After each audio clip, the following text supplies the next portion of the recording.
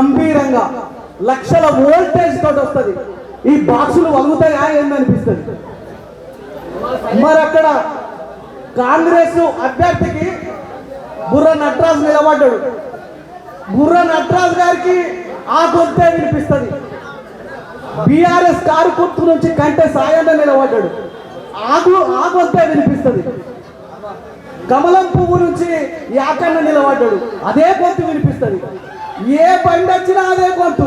అరే ఎవరికి గట్ల అదే అది గొంతు. సునామీ సృష్టించిన గొంతు అది. మీకు తెలుసో తెలియదో ఈ వేదిక మీద నుంచి చెప్తున్నా, తెలుగులోనే కాదు వివిధ భాషలలో కూడా పాడాడు గద్దర్ నర్సిరెడ్డి. వివిధ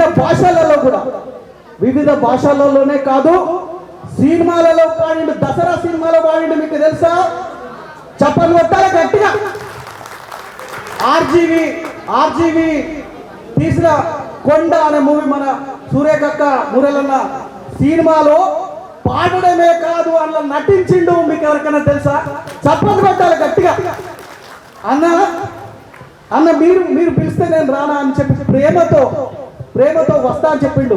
నాకు అన్న కోమటిరెడ్డి వెంకటరెడ్డి గారితో నాకు అంత ర్యాప్ లేదన్న, నాకు అంత పరిచయం లేదు. వారు ఒకసారి తెలంగాణ కోసం నల్లగొండలో అమరణ నిరాహార దీక్ష చేస్తే నేను వెళ్ళినాను. అందశ్రీ గారు, నేను, ఎన్ఆర్ఐ లక్ష్మారెడ్డి గారు ముగ్గురం కలిసి వెళ్ళినాం. అప్పుడే ఆ పరిచయమే కానీ పెద్ద నాకు అంత పరిచయం లేదు. మీరు మాట్లాడి తీసుకురావాలంటే అన్ని రికార్డింగ్స్ వదులుకొని ఒక రోజంతా టైం కేటాయించి కోమటిరెడ్డి వెంకటరెడ్డి గారికి తీసుకుపోయి వారు వచ్చేటట్టు వారి మాట తీసుకున్నాడు. చప్పట్లు కొట్టాలి గట్టిగా. గద్దర్ నర్సిరెడ్డి అన్న చప్పట్లతో వేదిక మీదకి పాటల పల్లకి రావాలని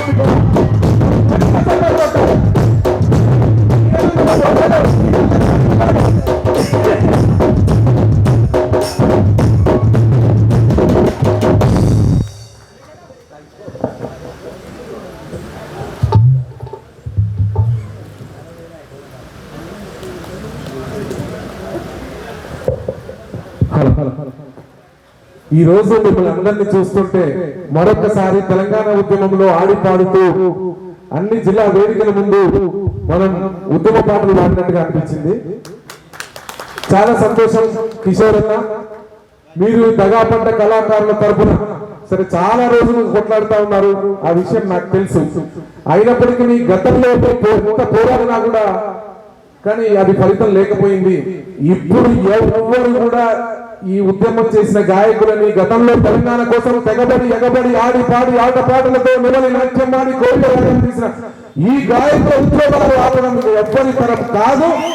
అసలైన టైంలోనే వచ్చినాయి. దానికి అది వచ్చినాక ఈ అన్న ఊకోవడానికి కూడా ఈ అన్నకు అండగా మేమందరం ఉంటామని కూడా మరొకసారి నేను తెలియజేస్తా ఉన్నా.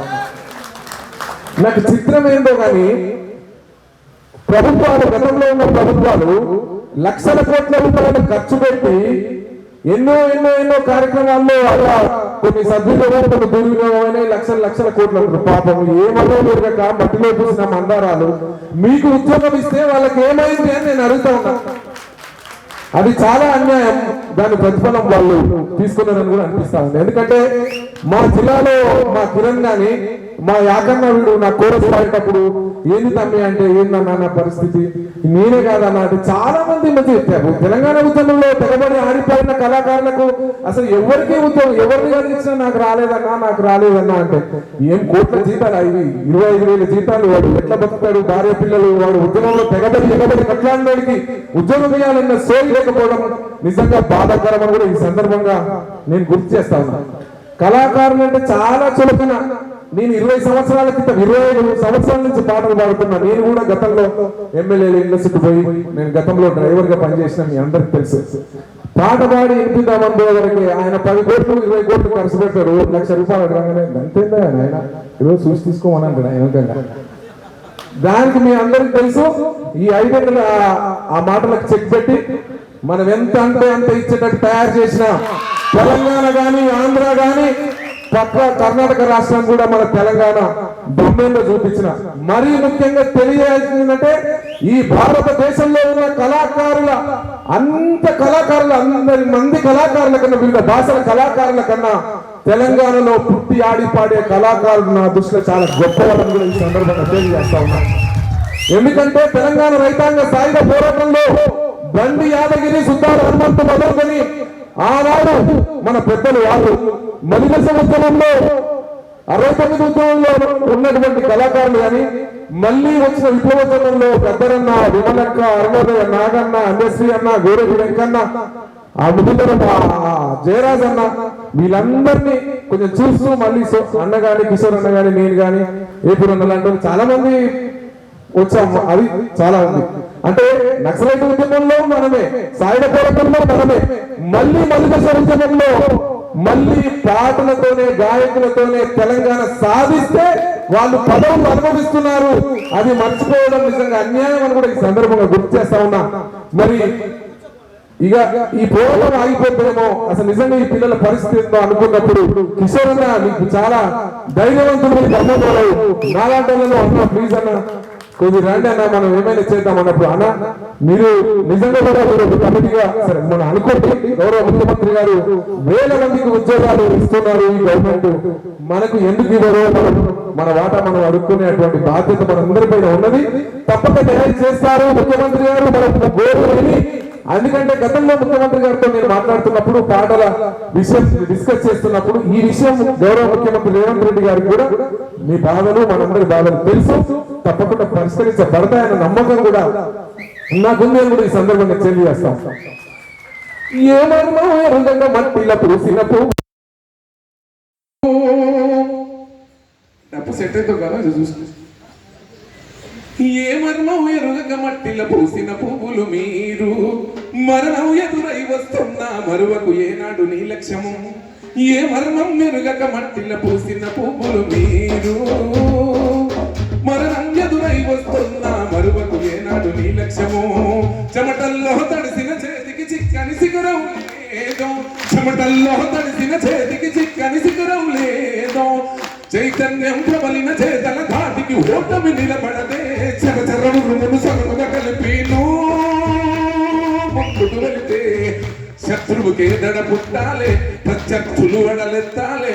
ఓహో శత్రువులే దడ పుట్టాలే, శత్రువుకే దడ పుట్టాలే, ప్రత్యర్థులు అడలెత్తాలే. అనువనువు అగ్ని కణాలై నెక్కుకు రావాలి.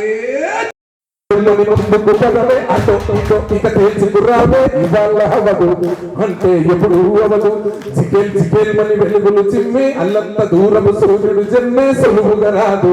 చీకటి దాటొస్తుంది వేదవేదనలంది,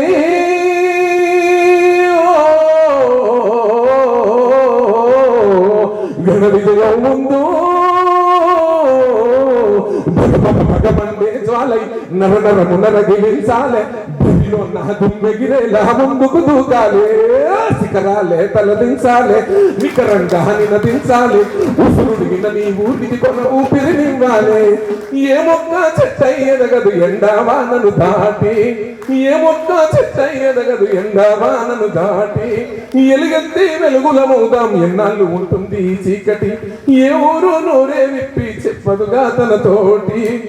తన రుణమును తీర్చగా చేద్దాం మద బాధ్యత చేద్దాం మదొక్కటి. ఓ నింగి నేల గాలి నీరు నిప్పు నీకు సైన్యాలై తోడుగా రావా. గమ్యం వందే వరకు తనువున నిలువున గాయాలైనా ఎప్పుడూ వెను తిరిగి రాకు. నలుదిక్కులు నలుపవుతున్నా నడుగా తిరిగమ్మేస్తున్నా. నిక్కచ్చిగా నక్షత్రంలా పొడుచుకు రావాలి. ఇట్లా ఉంటారు మీ పోరాటం.